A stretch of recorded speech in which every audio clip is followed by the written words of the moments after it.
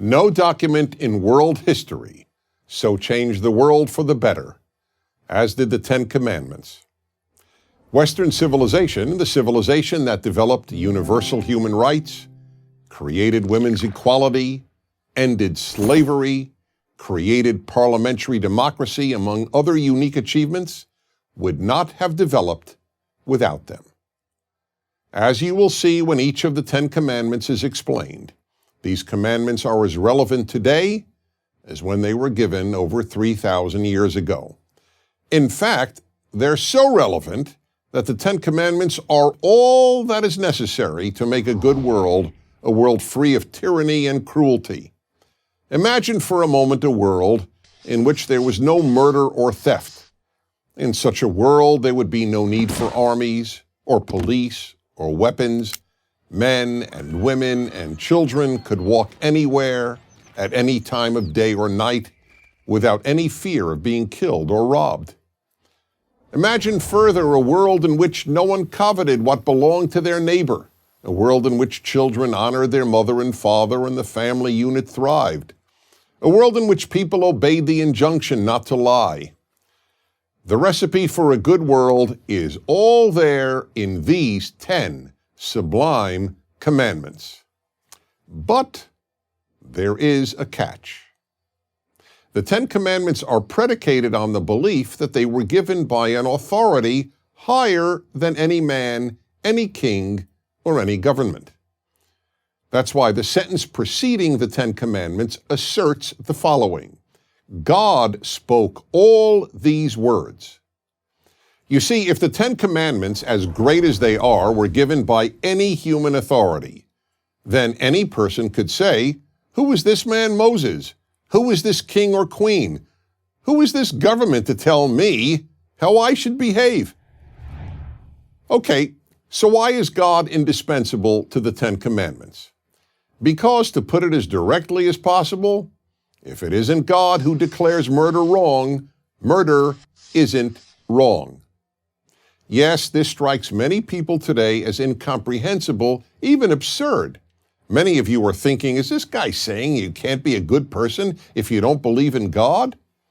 Let me respond as clearly as possible. I am not saying that. Of course there are good people who don't believe in God, just as there are bad people who do. And many of you are also thinking, I believe murder is wrong, I don't need God to tell me. Now that response is only half true. I have no doubt that if you're an atheist, and you say that you believe murder is wrong, you believe murder is wrong. But forgive me, you do need God to tell you.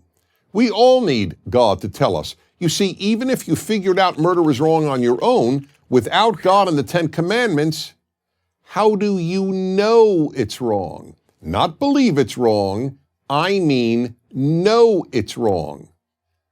The fact is, you can't. Because without God, right and wrong are just personal beliefs, personal opinions. I think shoplifting is okay, you don't. Unless there is a God, all morality is just opinion and belief. And virtually every atheist philosopher has acknowledged this. Another problem with the view that you don't need God to believe that murder is wrong is a lot of people haven't shared your view.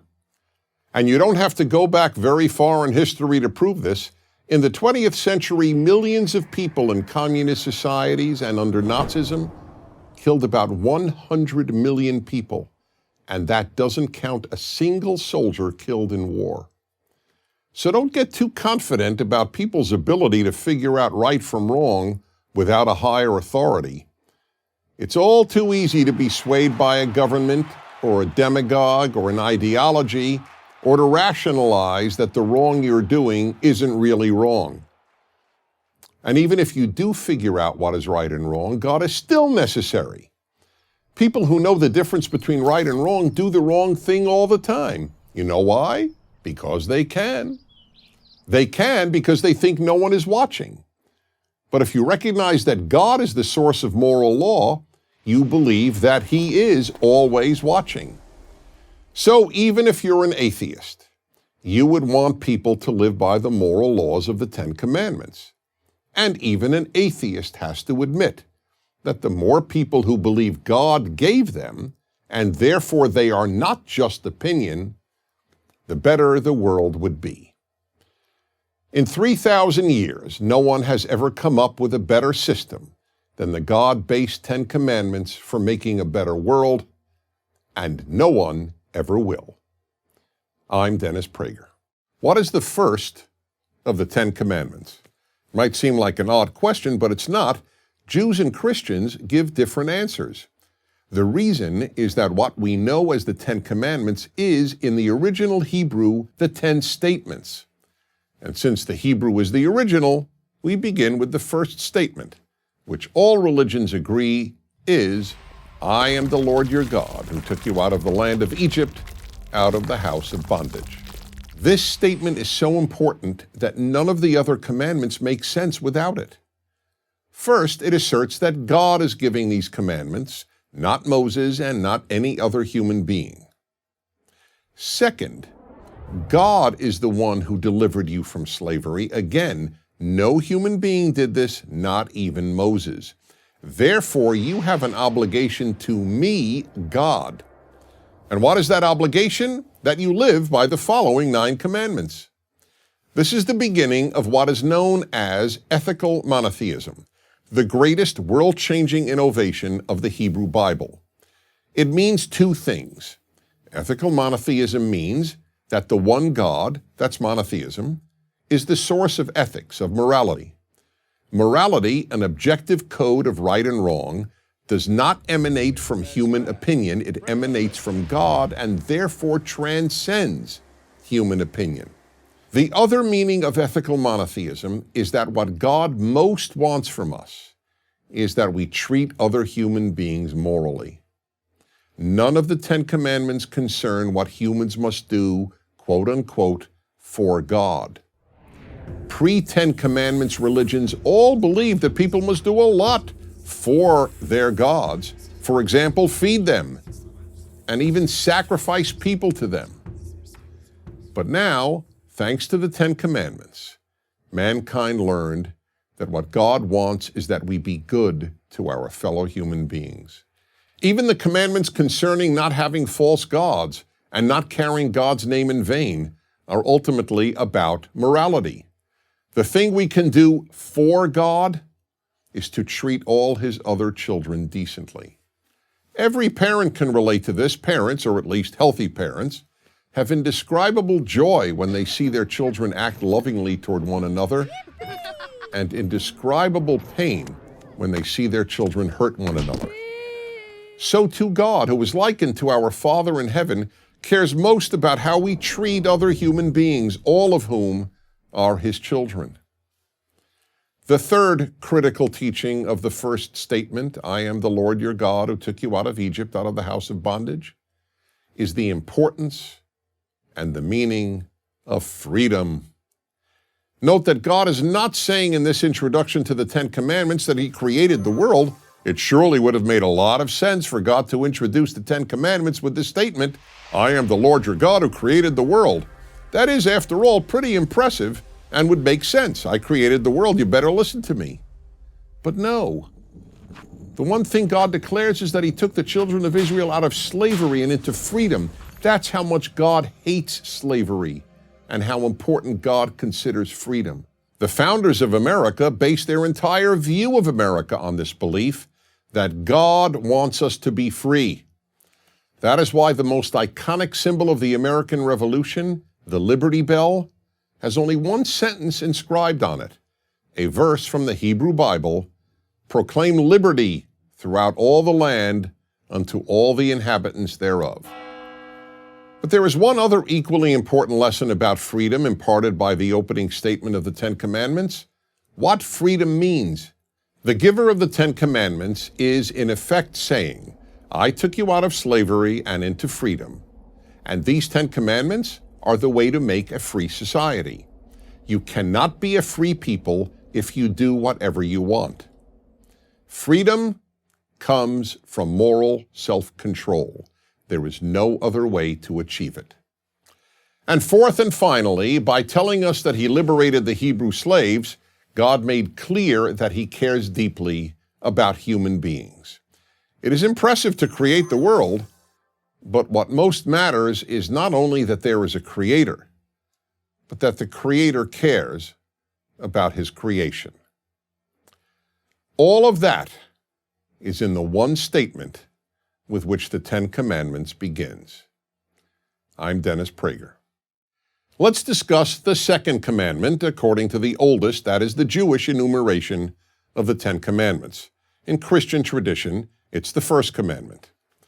The most common translation begins, "You shall have no other gods before me." The commandment then goes on to prohibit both making idols and worshiping idols. Most people, when they think of this commandment, understandably think that it only prohibits the worship of idols and the worship of gods, such as the ancient pagan gods of rain, of fertility, all the other nature gods, and chief gods such as the Roman Jupiter and the Greek Zeus. However, there is a major problem with this understanding of the commandment. Since no one today worships these gods, let alone worships idols made of stone, most people think that this commandment is irrelevant to modern life. The irony, however, is that this commandment is not only relevant to modern life, it is in many ways the mother of all the other commandments. Why is it so relevant today? Because today we have as many false gods as the ancients did. And why is it the mother of all the other commandments? Because if we identify false gods and avoid worshiping them, we will eliminate one of the greatest barriers to a good world, false gods. So let's begin by defining a false god. The point of biblical monotheism is that there is only one God, and that only this God, the creator of the universe, who demands that we keep these 10 commandments, is to be worshipped. Why? First, because one God means one human race. Only if we all have the same creator or father, as it were, are we all brothers and sisters. Second, having the same parent also means that no person or group is intrinsically more valuable than any other. And third, one God means one moral standard for all people. If God declares murder wrong, it is wrong for everyone, and you can't go to another God for another moral standard. When anything else is worshipped, bad things result. Not only things that can obviously lead to evil, such as the worship of power, or race, or money, or flag, but also things that are almost always seen as quite beautiful, such as art, or education, or even love. Yes, any of these often wonderful things, when worshipped, can lead to terrible results. Take art. Many of the cruelest humans in history loved beautiful music and art. But as a music lover, I learned early in life the sad fact that great music can be used to inspire people to follow evil just as much as it can be used to inspire people to do good. The great Hollywood director Stanley Kubrick vividly made this point in his classic 1971 film, A Clockwork Orange. In it, men rape and murder while classical music plays in the background. Take education. We all recognize how important education can be, from preparing people to be able to find work to understanding the world. But education in and of itself, divorced from the higher ends of God and goodness, can lead, and often has led, to great evil. Many of the best educated people in Germany supported Hitler and the Nazis, and almost all of the Western world supporters of the genocidal regimes of Stalin in the Soviet Union and Mao in China were highly educated. There is nothing about a PhD that guarantees a person will be wiser, kinder, or more ethical than someone with only a high school education. The same holds true even of love. Love, of course, is so often beautiful, but it too can lead to evil. In the 20th century, people who put love of country above love of God and goodness often committed terrible evil. And here's a test for you. Imagine that the pet you love and a stranger, a person you don't know and therefore could not possibly love, are drowning. Do you first try to save your pet or the stranger? Well, if love is an end in itself, you save your pet. But if you hold human life as a higher value than love, you won't follow love. This commandment made the ethical revolution of the Bible and of the Ten Commandments, what is known as ethical monotheism, possible. Worship the God of the Ten Commandments, and you will make a good world. Worship a false god, no matter how noble sounding, and you will end up with a world of cruelty. I'm Dennis Prager.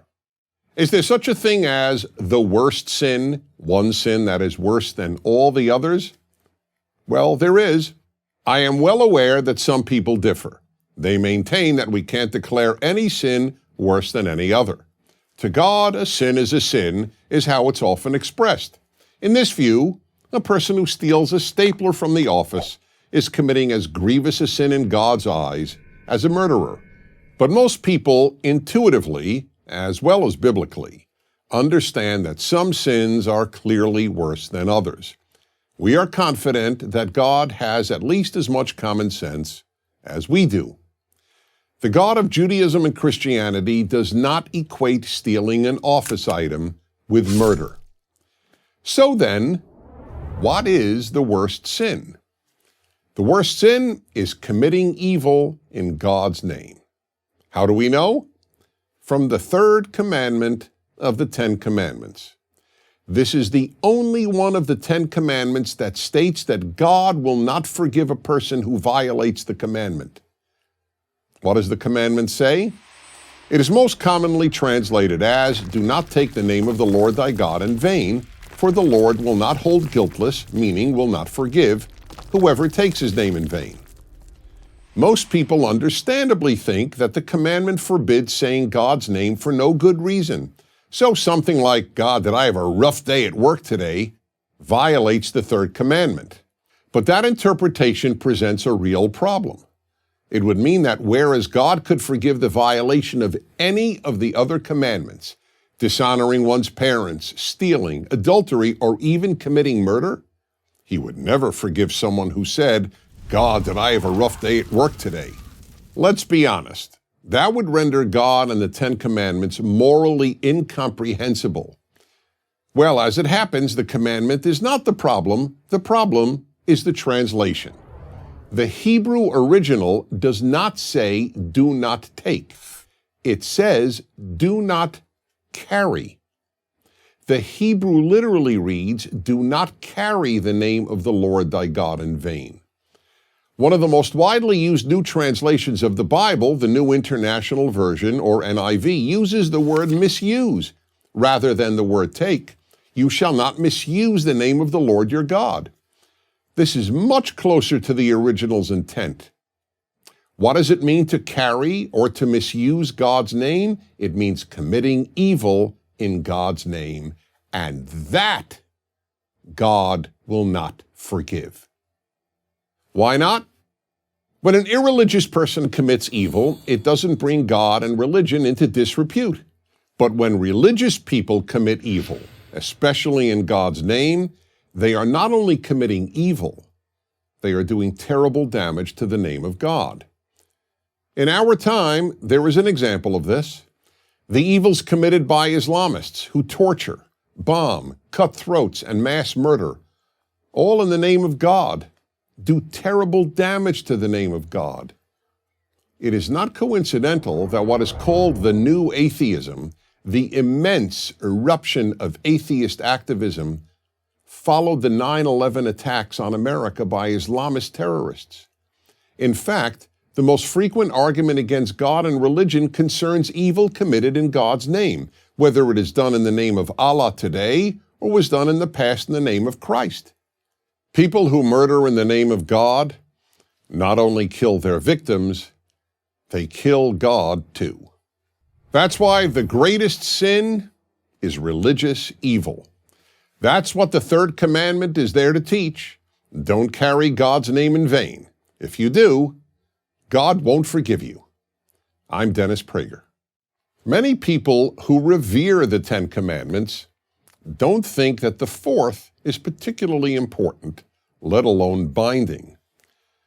Once you understand it, however, you will recognize how life-changing, even world-changing, the Sabbath commandment is, and you will begin to appreciate how relevant it is to your own life. The fourth commandment reads, "Remember the Sabbath day to keep it holy. 6 days you shall labor and do all your work, but the seventh day is a Sabbath to the Lord your God. On it you shall not do any work, neither you, nor your son or daughter, nor your male or female servant, nor your animals, nor any foreigner residing in your towns." Why is this so important? First, perhaps more than any other commandment, it elevated the human being. How so? For nearly all of human history, life consisted overwhelmingly of work. In effect, humans were beasts of burden. This commandment, and only this commandment, changed all that by insisting that people cease working 1 day out of 7. Second, more than any other commandment, the Sabbath day reminds people that they are meant to be free. As the second version of the commandment, the one summarized by Moses in the book of Deuteronomy, states, "Remember that you were slaves in Egypt." In other words, remember that slaves cannot have a Sabbath. In light of this, I might add that in the biblical view, unless necessary for survival, people who choose to work 7 days a week are essentially slaves. Slaves to work, or perhaps to money, but slaves nonetheless. The millionaire who works 7 days a week is simply a rich slave. Third, while the Bible could not universally abolish slavery, the Sabbath commandment greatly humanized that terrible institution and even helped make slavery impossible.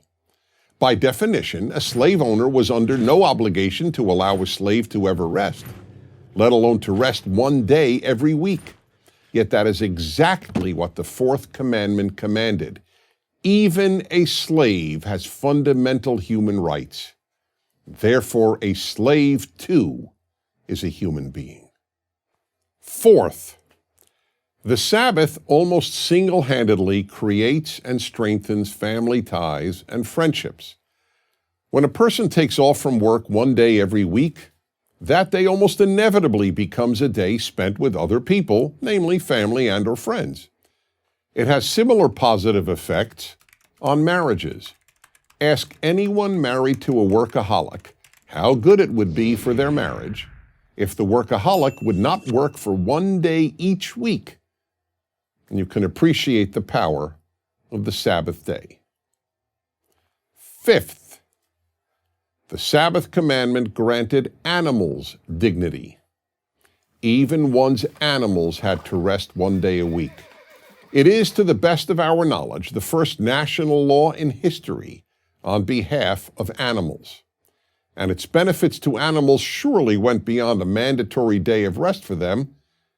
People who felt divinely obligated to give their animals a day of rest were much less likely to treat their animals cruelly any day of the week. Now, all 5 of these life-changing and society-changing benefits of the Sabbath are available to anyone. You don't have to be a Jew, a Christian, or even a believer in God to derive all these benefits. But the reality is that those who believe the 10 Commandments were given by God are the ones who have kept the Sabbath alive. The God factor plays another role in the Sabbath. Just as faith in God brings people to the Sabbath, observing the Sabbath brings people to faith in God. That is why the first version of the 10 Commandments, the version in the book of Exodus, ends with these words. "For in 6 days God made the heavens and the earth, the sea, and all that is in them, but he rested on the 7th day. Therefore God blessed the Sabbath day and made it holy." However you interpret 6 days, and many Jewish and Christian believers do not translate days as 24-hour periods, the point is this. Every time you keep the Sabbath, you are affirming that there is a creator, that the world didn't just happen, that life isn't some meaningless coincidence, but that it is infinitely meaningful, and therefore each of us has a unique significance and purpose. Not bad for one day a week. No wonder that the Sabbath is one of the 10 commandments. No wonder that those who have it in their lives are often happier, with richer family lives, more serenity, a community of friends, and yes, are even healthier. You might want to give it a try. I'm Dennis Prager. The 5th of the 10 commandments reads, "Honor your father and your mother." This commandment is so important that it is one of the only commandments in the entire Bible that gives a reason for observing it, that your days may be long in the land that the Lord your God is giving you. Many people read that part of the 5th commandment as a reward. But while it may be regarded as a reward, the fact remains that it is a reason. If you build a society in which children honor their parents, your society will long survive. And the corollary is, a society in which children do not honor their parents is doomed to self-destruction. In our time, this connection between honoring parents and maintaining civilization is not widely recognized. On the contrary, many of the best educated parents do not believe that their children need to show them honor, since honoring implies an authority figure, and that is a status many modern parents reject. In addition, many parents seek to be loved, not honored, by their children. Yet neither the 10 Commandments nor the Bible elsewhere commands us to love our parents. This is particularly striking, given that the Bible commands us to love our neighbor, to love God, and to love the stranger. The Bible understands that there will always be individuals who, for whatever reason, do not love a parent. Therefore, it does not demand what may be psychologically or emotionally impossible, but it does demand that we show honor to our parents. And it makes this demand only with regard to parents. There is no one else who the Bible commands us to honor. So then, why is honoring parents so important? Why does the 10 Commandments believe that society could not survive if this commandment were widely violated? One reason is that we as children need it. Parents may want to be honored, and they should want to be, but children need to honor parents. A father and a mother who are not honored are essentially adult peers of their children. They are not parents. No generation knows better than ours the terrible consequences of growing up without a father. Fatherless boys are far more likely to grow up and commit violent crime, mistreat women, and act out against society in every other way. Girls who do not have a father to honor, and hopefully to love as well, are more likely to seek the wrong men and to be promiscuous at an early age. Second, honoring parents is how nearly all of us come to recognize that there is a moral authority above us to whom we are morally accountable.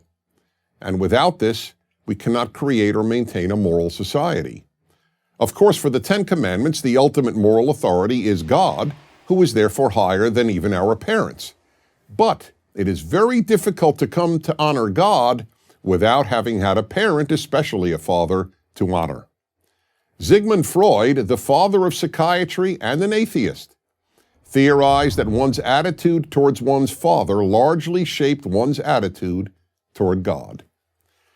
There's one more reason why honoring parents is fundamental to a good society. Honoring parents is the best antidote to totalitarianism. One of the first things totalitarian movements seek to do is to break the child-parent bond. A child's allegiance is shifted from parents to the state. Even in democratic societies, the larger the state becomes, the more it usurps the parental role. Finally, there are many ways to honor parents. The general rule is this: they get special treatment. Parents are unique, so they must be treated in a unique way. You don't talk to them in quite the same way you do anyone else. For example, you might use expletives when speaking to a friend, but you don't with a parent. You don't call them by their first name. And when you leave their home and make your own, you maintain contact with them. Having no contact with parents is the opposite of honoring them. And yes, we all recognize that some parents have behaved so cruelly, and I mean cruelly, not annoyingly, that one finds it morally impossible to honor them. There are such cases, but they are rare. And remember this, if your children see you honor your parents, no matter how difficult it may sometimes be, the chances are far greater that they will honor you. I'm Dennis Prager. You would think that of all the 10 commandments, the one that needs the least explaining is the 6th, because it seems so clear. It is the one that the King James Bible, the most widely used English translation of the Bible, translates as, "Thou shalt not kill." Yet the truth is quite the opposite. This is probably the least well understood of the 10 commandments. The reason is that the Hebrew original does not say, "do not kill," it says, "do not murder." Both Hebrew and English have 2 words for taking a life. One is kill, harag in Hebrew, and the other is murder, ratzach in Hebrew. The difference between the two is enormous. Kill means, 1, taking any life, whether of a human being or an animal. 2, taking a human life, deliberately or by accident. 3, taking a human life, legally or illegally, morally or immorally. On the other hand, murder can only mean one thing, the illegal or immoral taking of a human life. That's why we say, "I killed a mosquito," not "I murdered a mosquito." And that's why we would say the worker was accidentally killed, not the worker was accidentally murdered. So why did the King James translation of the Bible use the word kill rather than murder? Because 400 years ago, when the translation was made, kill was synonymous with murder. As a result, some people don't realize that English has changed since 1610, and therefore think that the 10 Commandments prohibits all killing. But of course it doesn't. If the 10 Commandments forbade killing, we would all have to be vegetarians. Killing animals would be prohibited. And we would all have to be pacifists, since we could not kill even in self-defense. However, you don't have to know how the English language has evolved in order to understand that the 10 Commandments could not have prohibited all killing. The very same part of the Bible that contains the 10 Commandments, the 5 books of Moses, the Torah as it is known by Jews, commands the death penalty for murder, allows killing in war, prescribes animal sacrifice, and allows eating meat. A correct understanding of the commandment against murder is crucial, because while virtually every modern translation correctly translates the commandment as "do not murder," many people cite the King James translation to justify 2 positions that have no biblical basis: opposition to capital punishment and pacifism. Regarding capital punishment and the Bible, the only law that appears in each one of the 5 books of Moses is that murderers be put to death. Opponents of the death penalty are free to hold the view that all murderers should be allowed to live, but they are not free to cite the Bible to support their view. Yet many do, and they always cite the commandment, "do not kill." But that, as should now be abundantly clear, is not what the commandment says, and it is therefore an invalid argument. As regards pacifism, the belief that it is always wrong to kill a human being, again, anyone is free to hold this position, as immoral as it may be, and what other word than immoral can one use to describe forbidding the killing of someone who was in the process of murdering innocent men, women, and children in, let's say, a movie theater or a school? But it is dishonest to cite the commandment against murder to justify pacifism.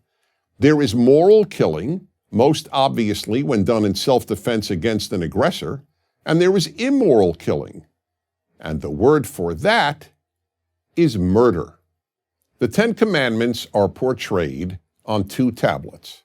The 5 commandments on the second tablet all concern our treatment of fellow human beings. The first one on that list is do not murder. Why? Because murder is the worst act a person can commit. The other 4 commandments prohibiting stealing, adultery, giving false testimony, and coveting are all serious offenses. But murder leads the list because deliberately taking the life of an innocent person is the most terrible thing we can do. The next time you hear someone cite do not kill when quoting the 6th commandment, gently but firmly explain that it actually says do not murder. I'm Dennis Prager. There's an old joke about the 7th commandment, do not commit adultery. Moses comes down from Mount Sinai and announces, I have good news and bad news. The good news is that I got him down to 10. The bad news is that adultery stays. The joke is telling. The prohibition on a married person having sexual relations with anyone except his or her spouse may be, for many people, the most consistently difficult of the 10 Commandments to observe. The reasons shouldn't be hard to guess. One is the enormous power of the sex drive. It can be very hard to keep in check for the entirety of one's marriage, especially when an attractive outsider makes him or herself sexually or romantically available. Another reason is the human desire to love and be loved. For normal people, there is no more powerful emotion than love. If one falls in love with someone while married, it takes great effort not to commit adultery with that person. And if we add in the unfortunate circumstance of a loveless marriage, adultery becomes even more difficult to resist. That's why the joke with which I began is funny, because it reflects truth. Why is adultery prohibited in the 10 Commandments? Because, like the other 9, it is indispensable to forming and maintaining higher civilization. Adultery threatens the very building block of the civilization that the 10 Commandments seeks to create. That building block is the family, a married father and mother and their children. Anything that threatens the family unit is prohibited in the Bible. Adultery is one example. Not honoring one's father and mother is another. And the prohibition on injecting any sexuality into the family unit, incest, is a third example. Why is the family so important? Because without it, social stability is impossible. Because without it, the passing on of society's values from generation to generation is impossible. Because commitment to a wife and children makes men more responsible and mature. Because more than anything else, family meets most women's deepest emotional and material needs. And nothing comes close to the family in giving children a secure and stable childhood. And why does adultery threaten the family? The most obvious reason is that sex with someone other than one spouse can all too easily lead to either or both spouses leaving the marriage. Adultery should not automatically lead to divorce, but it often does. There is another reason adultery can destroy a family. It can lead to pregnancy and then to the birth of a child. That child will, in almost all cases, start out life with no family, meaning no father and mother married to each other to call his or her own. And if adultery doesn't destroy a family, it almost always does terrible harm to a marriage. Aside from the sense of betrayal and loss of trust that it causes, it means that the adulterous partner lives a fraudulent life. When a husband or wife is having sex with someone other than their spouse, their thoughts are constantly about that other person and about how to deceive their spouse. The life of deception that an adulterous affair necessarily entails inevitably damages a marriage, even if the betrayed spouse is unaware of the affair. Finally, the commandment prohibiting adultery doesn't come with an asterisk saying that adultery is okay if both spouses agree to it. Spouses who have extramarital sex with the permission of their husband or wife may not necessarily be hurting their spouse's feelings, but they are still harming the institution of marriage. And protecting the family, not protecting spouses from emotional pain, is the reason for the commandment. Many marriages, sadly, are troubled, and it is not for any of us to stand in judgment of others' behavior in this realm. No one knows what goes on in anyone else's marriage, and if we did, we might often well understand why one or the other sought love outside the marriage. But no higher civilization can be made or can endure that condones adultery. That is why it is prohibited in the Ten Commandments. I'm Dennis Prager. A good case can be made that the eighth commandment, do not steal, is the one commandment that encompasses all the others. How does do not steal encompass the other commandments? Well, murder is the stealing of another person's life. Adultery is the stealing of another person's spouse. Coveting is the desire to steal what belongs to another person. Giving false testimony is stealing justice, and so on. This commandment is unique in another way. It is the only commandment that is completely open-ended. All the other commandments are specific. The fifth commandment, for example, states that it is our parents whom we should honor. The sixth commandment, prohibiting murder, is about taking the life of an innocent human being. The seventh commandment, prohibiting adultery, is also specific to a married person. Two unmarried people cannot commit adultery. But the commandment against stealing doesn't even hint at what it is we're forbidden to steal, which means that we cannot take anything that belongs to another person. And that in turn means three big things. First and foremost, the commandment against stealing has always been understood to mean that we are not allowed to steal another human being, what we call kidnapping. That is why no one who had even an elementary understanding of the eighth commandment could ever use the Bible to justify the most common form of slavery, the kidnapping of human beings and selling them into slavery. Critics of the Bible argue that the Bible allowed slavery, but the type of slavery described was in almost all cases what was known as indentured servitude, the selling of oneself to another person for a fixed period of time in order to work off a debt. This had nothing to do with kidnapping free people, such as was done in Africa and elsewhere. That was expressly forbidden by the eighth commandment. The second significant meaning of the commandment against stealing is the sanctity of people's property.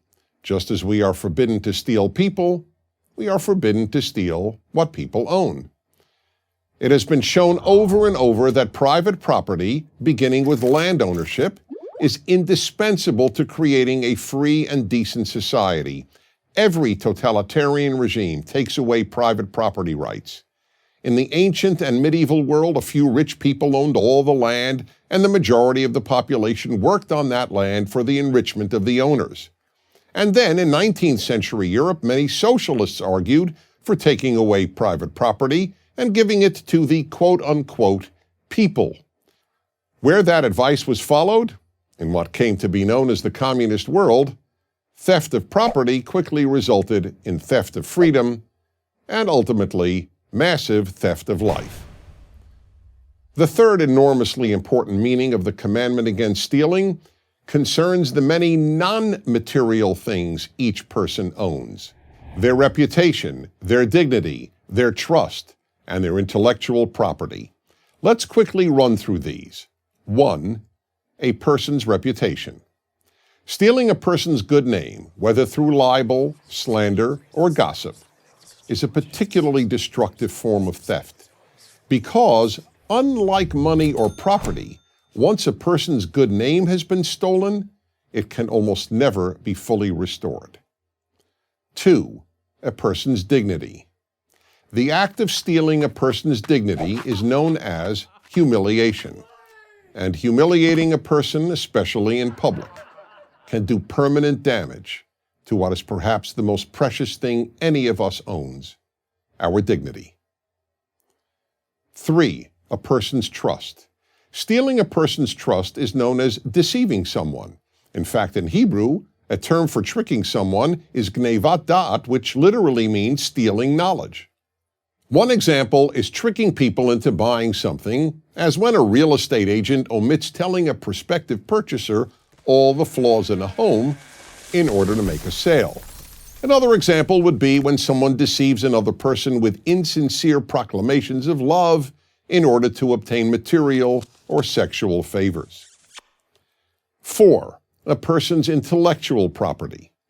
This form of theft includes anything from copying software or downloading music and movies without paying for them to stealing a person's words, what we know as plagiarism. Stealing a life, a person, a spouse, material property, intellectual property, a reputation, dignity, or trust. There is hardly any aspect of human life that is not harmed, sometimes irreparably so, by stealing. That is why it is fair to say that if everyone observed only one of the 10 commandments, observing the commandment, do not steal, would, all by itself, make a beautiful world. I'm Dennis Prager.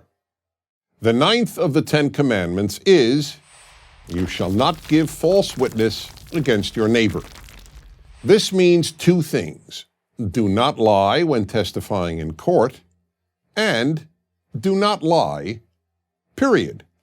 Remember, in order for an action to be prohibited or demanded in the 10 commandments, it has to be fundamental to making civilization. As important as donkey riding might have been when the 10 commandments were given, the 10 commandments contains no commandment to ride your donkey responsibly. A society can survive bad donkey drivers, but it cannot survive contempt for truth, whether inside or outside a courtroom. If people testify falsely in a courtroom, there can be no justice, and without even the hope of justice, there can be no civilization. The Hebrew Bible was so adamant on this subject that the punishment imposed on a witness who gave false testimony was the same as the punishment that would have been meted out to the accused had the false testimony been believed. In the case of a crime that would be punishable by death, therefore, the false witness was liable to be put to death. But the commandment is clearly concerned with truth generally, not only in a courtroom. Both the great 12th century Jewish commentator Ibn Ezra and one of the most influential biblical scholars of the 20th century, Brevard Childs of Yale University, agreed that the commandment was about truth-telling generally. As Childs pointed out, if the 10 commandments were solely concerned with truth and falsehood in a courtroom, it would have added words such as in court. There are many important values in society, but truth is probably the most important. Goodness and compassion may be the most important values in the micro or personal realm, but in the macro or societal realm, truth is even more important than compassion or kindness. Virtually all the great societal evils, such as African slavery, Nazism, and communism, have been based on lies. There were slave traders, Nazis, and communists who were compassionate in their personal lives. But all of them told, and most of them believed, some great lie that enabled them to participate in a great evil. Black slavery was made possible in large measure by the lie that blacks were innately inferior to whites. The Holocaust would have been impossible without tens of millions of people believing the lie that Jews were inherently inferior to so-called Aryans. And communist totalitarianism was entirely based on lies. That's why the Soviet Union's Communist Party newspaper was named Pravda, the Russian word for truth, because the party, not objective reality, was the source of truth. There's only so much evil that can be done by individual sadists and sociopaths. In order to murder millions, vast numbers of otherwise normal, even decent people must believe lies. Mass evil is committed not because a vast number of people seek to be cruel, but because they are fed lies that convince them that what is evil is actually good. However, one big obstacle to truth-telling is that believers in causes, including good causes, that don't place truth as a central value, will be very tempted to lie on behalf of their cause. There are many examples. In the 1980s, for example, to promote the cause of the homeless, the leading activist on their behalf claimed that there were 2 to 3 million homeless in the United States. Years later, he admitted on national television that he had to come up with a number and made that one up. The real number was between 250,000 and 350,000. Similarly, groups in the fight against cancer were caught greatly exaggerating the number of women who get breast cancer each year. Why? In order to frighten more women into getting mammograms. Again, lying on behalf of a good cause. Why is lying on behalf of good causes destructive? Because if we don't know what's true, how and where do we know how to properly allocate society's limited resources? And in the worst cases, it distorts society's priorities and therefore does great harm. The Ten Commandments is there to warn all of us that with very few exceptions, such as the immediate saving of innocent life, no cause is more important than truth-telling. The Ten Commandments is the greatest list of instructions ever devised for creating a good society, but such a society cannot be created or maintained if it is not based on truth. I'm Dennis Prager. In the Ten Commandments, Commandments 6, 7, 8, and 9 are the ones that prohibit acts of evil: murder, adultery, stealing, and perjury. And then there is one commandment that prohibits the thing that leads to murder, adultery, stealing, and perjury. Which one is it? It's the last of the 10. Do not covet anything that belongs to others, not their spouse, their house, their servants, their animals, or any of their property. In order to understand this commandment and its unique significance, the first thing to understand is that this is the only one of the Ten Commandments that legislates thought. All the other commandments legislate behavior. In fact, of the 613 laws in the 5 books of Moses, virtually none prohibit thought. Why then does the Ten Commandments include a law that prohibits a thought? Because it is coveting that so often leads to evil. Or to put it another way, coveting is what leads to violating the preceding 4 commandments, the ones against murder, adultery, stealing, and perjury. Think about it. Why do people do those things? In most instances, it's because they covet something that belongs to another person. Obviously, that is the reason people steal. Thieves covet their victims' property. But it is also the reason for many murders, and coveting is obviously the reason for adultery, wanting the spouse of another person. As for perjury, or bearing false witness in the language of the Ten Commandments, that is done in order to cover up all these other crimes that are caused by coveting. But in order to understand why coveting is the one thought that is prohibited in the Ten Commandments, and one of the only thoughts prohibited in the entire Hebrew Bible, we need to understand what coveting means, and equally important, what it doesn't mean. To covet is much more than to want. The Hebrew verb, lachmod, means to want to the point of seeking to take away and own something that belongs to another person. Note that there are 2 operative elements here: seeking to own and belongs to another person. Seeking to own does not mean just envying, or in the case of your neighbor's spouse, just lusting after. Neither envy nor lust is prohibited in the Ten Commandments. Uncontrolled envy and lust can surely lead to bad things, and they can both be psychologically and emotionally destructive. But neither one is prohibited in the Ten Commandments. Why? Because neither is the same as coveting. It is coveting that almost inevitably leads to stealing, to adultery, and sometimes even to murder. Let me explain this in another way. The 10th commandment does not prohibit you from saying, "Wow, what a great house or car or spouse my neighbor has. I wish I had such a house or car or spouse." That may end up being destructive, but it may also end up being constructive. How? It may spur you to work harder and improve your life so that you can obtain a house or car or spouse like your neighbors. It is when you want and seek to gain possession of the specific house, car, or spouse that belongs to another that evil ensues, and that is what the 10th commandment prohibits. Therefore, one of these 10 commandments, these 10 basic rules of life, must be that we simply cannot allow ourselves to covet what belongs to our neighbor. Whatever belongs to another person must be regarded as sacrosanct. We cannot seek to own anything that belongs to another, because only evil can come of it. I'm Dennis Prager.